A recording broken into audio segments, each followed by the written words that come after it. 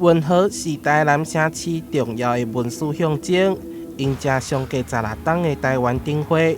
这嘛是安平灯区的和光往事灯区，由5组科技技术团队为安义桥到望外桥展出10件作品。中间呢，其实不但有灯光的展演，然后也有动力的装置，也有很诗意的一些雕塑作品。所以它其实是一个结合震撼力，也有结合诗意浪漫的一个灯区。这摆主要策展团队是黑川活动媒体技术，以文和做尾部，规划灯光秀展演。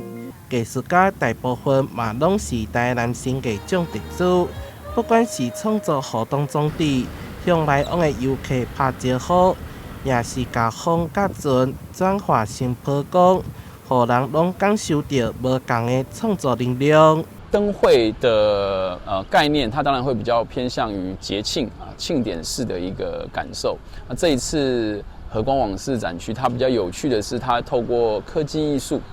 结合了灯的展示，所以当科技艺术的作品介入灯区的时候呢，它就会有一个很挑战性的一个事件发生。灯区透过技术甲科技的运用，代表着文和早来文化创新甲交融，开启无同世代对传统节庆的转型。大家会当烧酒来体验科技艺术家所带来的未来震撼。台南新闻小会采访报道。